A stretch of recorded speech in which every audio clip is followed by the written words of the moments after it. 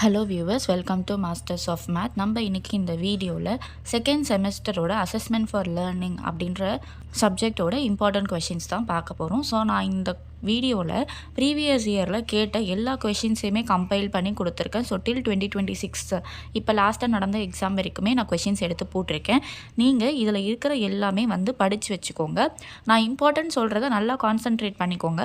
அதே மாதிரி ஒரு வேளை நான் கொடுத்துருக்க கொஷின்ஸ் இல்லாமல் புக்கில் வேறு எதனா இருந்துச்சுன்னா அதை நீங்கள் ஓரளவுக்கு ரீட் பண்ணி வச்சுக்கோங்க.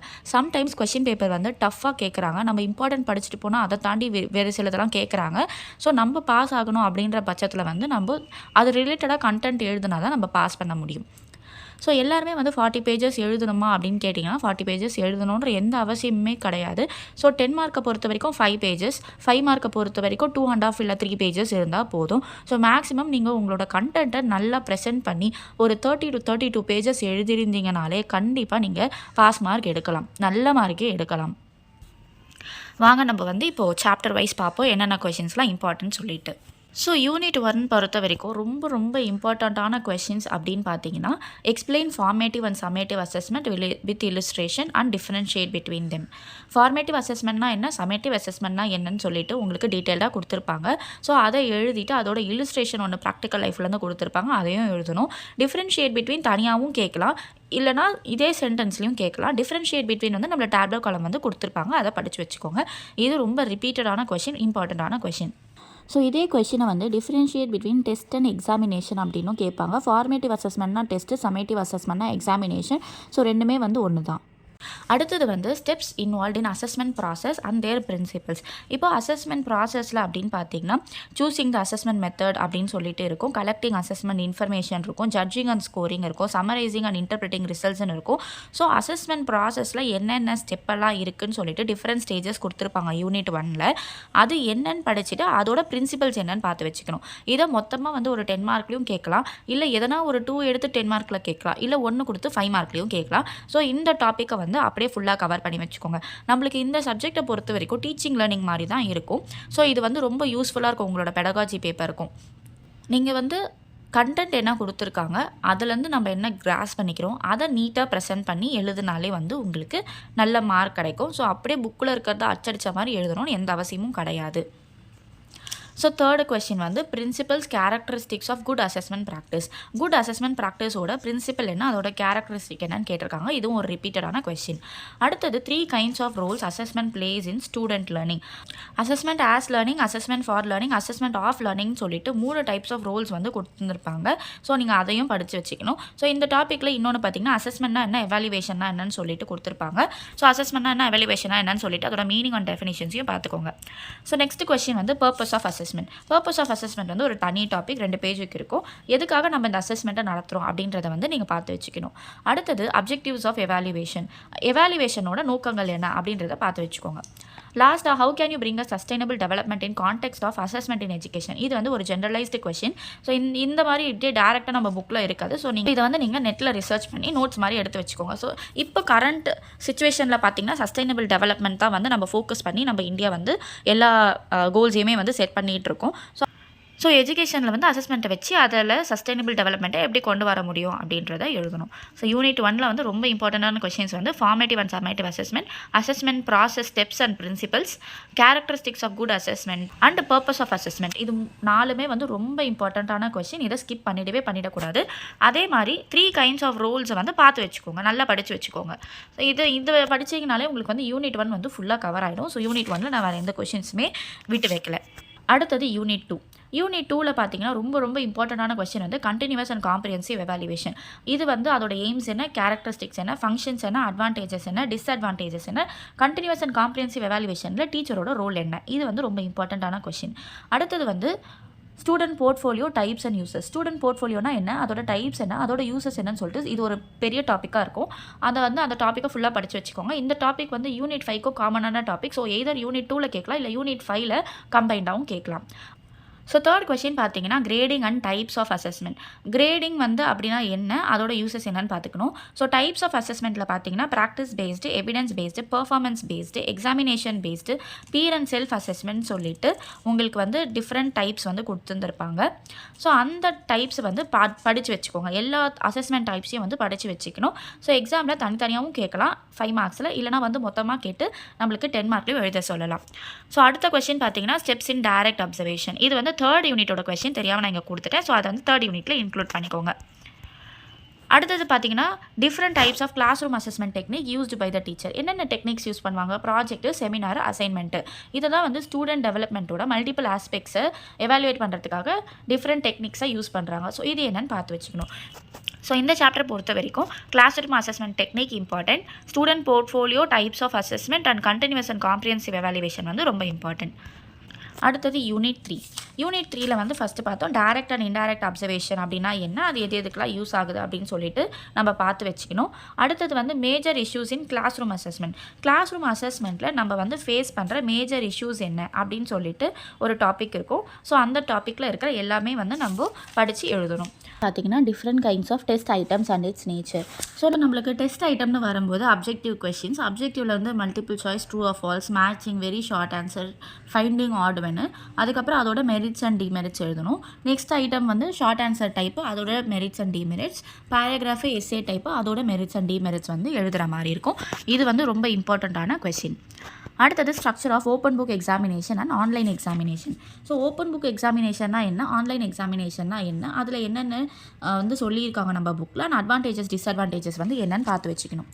அடுத்தது வந்து types of test. So types of டெஸ்ட்டுன்னு வரும்போது டெஸ்ட்னா என்னென்னு எழுதணும், அதில் என்னென்ன கேட்டகரிஸ் இருக்குது, டைப்ஸ் இருக்குன்றதை எழுதணும். நம்மளோட புக் பார்த்தீங்கன்னா achievement test, diagnostic test, prognostic test and other categories வந்து கொடுத்துருந்துருப்பாங்க. நெக்ஸ்ட்டு வந்து செக்லிஸ்ட்டு. ஸோ இந்த புக்கில் பார்த்தீங்கன்னா தேர்ட் யூனிட்டில் செக்லிஸ்ட்டு, ரேட்டிங் ஸ்கேலு, ருப்ரிக்ஸு அப்படின்னு சொல்லிட்டு டிஃப்ரெண்ட் டைப்ஸ் வந்து கொடுத்துருந்துருப்பாங்க. ஸோ அதில் டெக்னிக்ஸில் வந்து செக்லிஸ்ட் வந்து எதுக்கெல்லாம் யூஸ் ஆகுது அப்படின்னு சொல்லிட்டு ஒரு டைம் கேட்டிருக்காங்க. அடுத்தது principles of constructing test items. So test ஐட்டம்ஸை நம்ம வந்து அந்த மல்டிபிள் சாய்ஸு, ஷார்ட் ஆன்சர்லாம் நம்ம வந்து கன்ஸ்ட்ரக்ட் பண்ணுறோம் இல்லைங்களா. ஸோ அது ஒவ்வொன்றுத்துக்குமே வந்து பிரின்சிபல்ஸ் கொடுத்துருப்பாங்க, எப்படி வந்து நம்ம அதை ஃப்ரேம் பண்ணணும் அப்படின்னு சொல்லிட்டு பிரின்சிபல்ஸ் ஒவ்வொன்றுத்துக்குமே கொடுத்துருப்பாங்க. ஸோ அந்த பிரின்சிபல்ஸை வந்து எல்லாத்துக்குமே படித்து வச்சுக்கணும். அடுத்தது select any topic of your own and prepare 5 test items each for cognitive and psychomotor domain. Next வந்து assessment tools for affective domain. So 3 டொமைனுக்குமே வந்து நம்ம என்னென்ன டெஸ்ட் ஐட்டம்ஸ் எல்லாம் யூஸ் பண்ணி டெஸ்ட் பண்ணலான்னு சொல்லிட்டு ஒரு ஓவராலாக படித்து வச்சுக்கோங்க. இது வந்து சம்டைம்ஸ் நம்மளுக்கு மற்ற கொஸ்டின்ஸ் எதுவும் எழுத முடியலன்றப்போ யூஸ் ஆகும். நெக்ஸ்ட்டு பார்த்தீங்கன்னா ரிஃபார்ம்ஸ் இன் அசஸ்மெண்ட். இது ஒரு இம்பார்ட்டண்ட்டான கொஸ்டின். அசஸ்மெண்ட்டில் என்னென்ன ரிஃபார்ம்ஸ் வந்து இது வரைக்கும் கொண்டு வந்திருக்காங்க அப்படின்றத வந்து நம்ம பார்த்து வச்சுக்கணும். ஸோ இது வரைக்கும் இதெல்லாம் ரொம்ப இம்பார்ட்டண்ட்டான கொஸ்டின்ஸ்னு பார்த்தீங்கன்னா reforms in assessment, constructing test ஐட்டம்ஸோட principle, types of test, different kinds of test items and its nature, major issues in class room assessment. So இந்த கொஸ்டின்ஸை மட்டுமே நீங்கள் நல்லா படித்து வச்சுக்கிட்டானே கண்டிப்பாக வந்து ஒரு 5 மார்க்கும் ஒரு 10 மார்க்கும் அட்டன் பண்ணிட முடியும். ஸோ இதே மாதிரி தான் மற்ற சாப்டர்ஸ்க்குமே நான் ரொம்ப இம்பார்ட்டன்ட்னு சொல்கிற கொஸ்டின்ஸை நீங்கள் கண்டிப்பாக படித்தா நல்ல மார்க்கை எடுக்கலாம். இஃப் சப்போஸ் கொஸ்டின் பேப்பர் டஃப்பாக இருக்கிற பட்சத்தில் மிச்சம் நான் கொடுத்துருக்க அந்த ஹெட்டிங்ஸையும் நீங்கள் பார்த்துட்டு போனீங்கன்னா உங்களால் அட்லீஸ்ட் உங்களோட ஓன் வியூ ஆச்சும் கொடுத்து பேஜஸை ஃபில் பண்ண முடியும். அடுத்தது 4th யூனிட். ஸோ 4th யூனிட்டை பொறுத்த வரைக்கும் ரொம்ப இம்பார்ட்டண்ட்டான கொஸ்டின்ஸ் என்னென்னு பார்ப்போம்.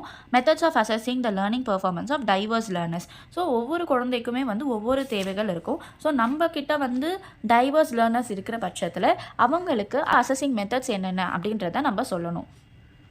அடுத்தது கன்ஸ்ட்ரக்ஷன் ஆஃப் அச்சீவ்மெண்ட் டெஸ்ட். இது ரொம்ப இம்பார்ட்டண்ட்டான 10 மார்க் கொஸ்டின். ஸோ மாற்றி கேட்டுக்கிட்டே இருப்பாங்க. ஒன்று மெத்தட்ஸ் ஆஃப் அசஸிங் கேட்பாங்க, இல்லை அச்சீவ்மெண்ட் டெஸ்ட் கேட்பாங்க, இல்லை ரெண்டுமே கூட நம்மளுக்கு கேட்ட சான்சஸ் எல்லாம் இருக்குது. ஸோ இந்த 2 கொஸ்டினையும் ஸ்கிப் பண்ணிடாமல் பார்த்துக்கோங்க. அடுத்தது uses of test for learners appraisal. இது ஒரு டாப்பிக்காகவே கொடுத்துருந்துருப்பாங்க. படிக்கிற அந்த ஸ்டூடெண்ட்ஸோடவோ இல்லை படிக்கிற லேர்னர்ஸோடவோ அவங்களோட இம்ப்ரூவ்மெண்ட்டுக்காக டெஸ்ட்டு வந்து எந்த வகையில் யூஸ் ஆகுது அப்படின்றத எழுதணும். அடுத்தது டிஃப்ரென்ஷியேட்டட் ஆர் இண்டிவிஜுவலைஸ்ட் அசஸ்மெண்ட். இது வந்து ஒரு தனி டாபிக். இதை வந்து 5 மார்க்கில் கேட்குறாங்க, ஒரு 2 டைம்ஸ் ரிப்பீட் ஆகிருக்கு. டிஃப்ரென்ஷியேட்டட்னாலும் இண்டிவிஜுவலைஸ்னாலும் ரெண்டுமே ஒன்று தான். ஸோ வேர்ட்ஸ் வந்து மாற்றி 5 மார்க்ஸில் கேட்பாங்க. அடுத்தது qualities of a good test. Already நம்ம வந்து qualities of good assessment practice பார்த்துருக்கோம் ஃபஸ்ட் யூனிட்டில். ஸோ இது வந்து qualities of a good test. இது ஒரு இம்பார்ட்டண்ட்டான 5 மார்க் கொஸ்டின். அடுத்தது item analysis with example. So நம்மளுக்கு ஐட்டம் அனாலிசிஸ் நம்ம வந்து அந்த கொஷின் வைஸ் ஐட்டம்ஸ் பார்த்தோம் இல்லைங்களா? ஸோ அந்த ஐட்டம் அனாலிசிஸ்னால் தனியாக என்னென்னு கொடுத்துருப்பாங்க இந்த டாப்பிக்கில், அதை எக்ஸாம்பிளோட எக்ஸ்பிளைன் பண்ணணும். அடுத்த question, differentiate achievement test from diagnostic test. Diagnostic டெஸ்ட்டுன்னு ஒரு தனி டாபிக் இருக்கும். அச்சீவ்மெண்ட் டெஸ்ட்டுக்கு எப்படி வந்து கன்ஸ்ட்ரக்ஷன் கொடுத்துருக்காங்களோ அதே மாதிரி டயக்னாஸ்டிக் டெஸ்ட்டுக்கு ஒரு கன்ஸ்ட்ரக்ஷன் கொடுத்துருப்பாங்க. ஸோ நீங்கள் ரெண்டுத்தையுமே பார்த்துக்கிட்டிங்கன்னா ரெண்டுத்தையுமே எது கேட்டாலுமே நீங்கள் எழுதிடலாம். ஸோ டயக்னாஸ்டிக் டெஸ்ட்டுக்கும் அச்சீவ்மெண்ட் டெஸ்ட்டுக்கும் டிஃப்ரென்ஸ் என்னன்னு சொல்லிட்டு 5 மார்க்கில் கேட்டிருக்காங்க ஆல்ரெடி. அடுத்தது வந்து procedure for creating score key.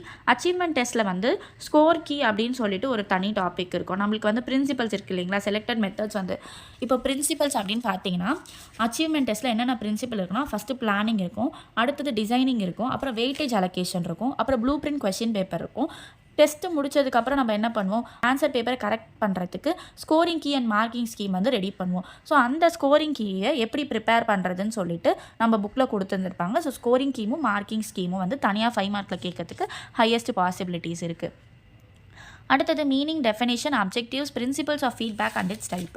So ஃபீட்பேக்கோட டைப்ஸ் என்ன, அதோட பிரின்சிபல் என்ன, மீனிங் அண்ட் டெஃபினேஷன் என்னன்றது இந்த சாப்டரில் கொடுத்துருப்பாங்க, பார்த்து வச்சுக்கோங்க. Next question, define diagnostic test and its advantages. Achievement டெஸ்ட்டுக்கு சொன்ன மாதிரி தான் டயக்னாஸ்டிக் டெஸ்ட்டை பார்த்து வச்சுக்கோங்க.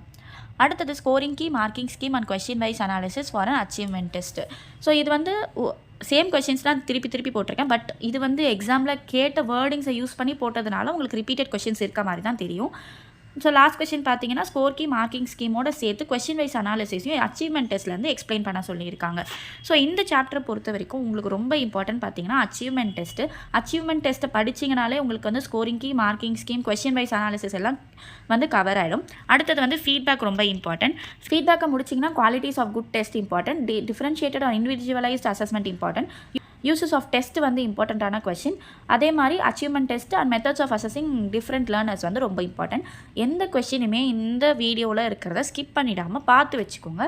கண்டிப்பாக சொல்கிறேன், லாஸ்ட் டைம் வந்து டீச்சிங் அண்ட் லேர்னிங் மட்டும் ரொம்ப டிஃபிகல்ட்டாக இருந்துச்சு. நானே கொஷின் பேப்பர் பார்த்தேன். ஸோ மற்ற எல்லா சப்ஜெக்ட்டுமே நம்ம போட்ட வீடியோவிலேருந்து தான் வந்துச்சு.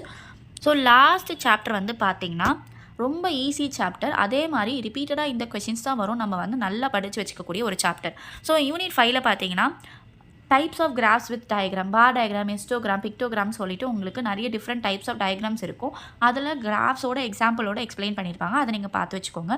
ஸோ இதை வந்து 5 மார்க்கில் தனியாகவும் கேட்கலாம், இல்லைனா 10 மார்க்கில் ரிஃப்ளெக்டிவ் ஜேர்னல் செகண்ட் யூனிட்டோட ஸ்டூடெண்ட் போர்ட்ஃபோலியோவும் சேர்த்து கேட்கலாம். ஸோ அடுத்தது பார்த்தீங்கன்னா reflective journal explain with illustration. Student போர்ட்ஃபோலியோக்கும் ரிஃப்ளெக்டிவ் ஜேர்னலுக்கும் சிமிலராக தான் இருக்கும். ஸோ ஸ்லைட் வேர்டிங் சேஞ்சஸ் தான் இருக்கும். அதை நீங்கள் படித்து அண்டர்ஸ்டாண்ட் பண்ணிட்டாங்கனாலே 2 டாப்பிக்குமே வந்து நீங்கள் ஈஸியாக கவர் பண்ணி முடிச்சிடலாம். அடுத்தது மெஷர்ஸ் ஆஃப் சென்ட்ரல் டெண்டன்சி. நம்மளுக்கு மீன், மீடியன், மோடு நம்ம ஸ்கூலில் ஸ்டாட்டிஸ்டிக்ஸில் படிச்சிருந்திருப்போம். ஸோ அதே தான் வந்து நம்ம இப்போ வந்து எக்ஸ்பிளைன் பண்ணியிருப்பாங்க. ஸோ மீன், மீடியன், மோட்லேயே வந்து discrete series, continuous series and grouped series வச்சு நம்மளுக்கு வந்து எக்ஸாம்பிள்ஸ் கொடுத்துருப்பாங்க, பார்த்து வச்சுக்கோங்க. 5 மார்க்லையும் கேட்கலாம், 10 மார்க்லையும் கேட்கலாம். அடுத்தது ரொம்ப இம்பார்ட்டண்ட்டான question, drawbacks of present assessment system. இப்போ ப்ரெசென்ட் அசஸ்மெண்ட் சிஸ்டமில் நம்மளுக்கு வந்து continuous and comprehensive evaluation till 9th ஸ்டாண்டர்டும், written examination for 10 to 12th ஸ்டாண்டர்டும் இருக்குது. ஸோ அதோட ட்ராபேக்ஸ் என்ன அப்படின்னு சொல்லிட்டு கேட்குறாங்க. அடுத்தது assessment for promoting better learning, confidence building, creative learners. இதை வந்து தனித்தனியாக 5 மார்க்லையும் கேட்கலாம். ஏன்னா இது தனித்தனி டாபிக். மொத்தமாக சேர்த்து லாஸ்ட் டைமில் 10 மார்க்கில் கேட்டிருந்தாங்க. நல்லா பார்த்து வச்சுக்கோங்க. அடுத்தது ஆல்ரெடி ஸ்டூடெண்ட் போர்ட்ஃபோலியோ பற்றி சொல்லிட்டேன். டாபிக் 2லேருந்து நம்மளுக்கு வந்து கண்டென்ட்டை எடுத்து நம்ம இதில் எழுதணும். நெக்ஸ்ட்டு வந்து மெஷர்ஸ் ஆஃப் டிஸ்பர்ஷன். இப்போ மெஷர்ஸ் ஆஃப் டிஸ்பர்ஷனில் வந்து உங்களுக்கு range, mean deviation, standard deviation, quartile deviation, correlation சொல்லிட்டு தனித்தனியாக கொடுத்துருப்பாங்க. ஸோ இந்த டாபிக் வந்து பார்த்து வச்சுக்கோங்க. இந்த டாபிக் வந்து உங்களுக்கு மற்ற ஹெட்டிங்ஸை வந்து எதிர்பார்க்க முடியல, எழுத முடியல, எதனா ஓனாக கேட்டுட்டாங்க அப்படின்ற பட்சத்தில் இதை வந்து எழுதுறதுக்கு யூஸ் ஆகும். ஸோ மற்றபடி நீங்கள் இம்பார்ட்டண்ட்டாக student portfolio, reflective journal, types of graphs, measures of central tendency, drawbacks of present assessment system, assessment for promoting better learning, confidence building, creative learners. இதை மட்டும் படித்தாலே யூனிட் 5ல் போதுமானதாக இருக்கும். ஸோ இந்த வீடியோ வந்து உங்களுக்கு ரொம்ப யூஸ்ஃபுல்லாக இருக்கும்னு நினைக்கிறேன். ஸோ நான் வந்து எந்த ஆர்டரில் வந்து நம்மளுக்கு எக்ஸாம் வரும், எப்போ எக்ஸாம் வரும், ஸோ எந்த டேட்டில் நம்ம வந்து எக்ஸ்பெக்ட் பண்ணலாம் அப்படின்றத டீட்டெயில்டாக இன்னொரு வீடியோவில் போடுறேன். இந்த வீடியோ உங்களுக்கு யூஸ்ஃபுல்லாக இருந்துச்சுன்னா லைக் பண்ணுங்கள், ஷேர் பண்ணுங்கள், கமெண்ட் பண்ணுங்கள், சப்ஸ்கிரைப் பண்ணுங்கள். Thank you so much viewers.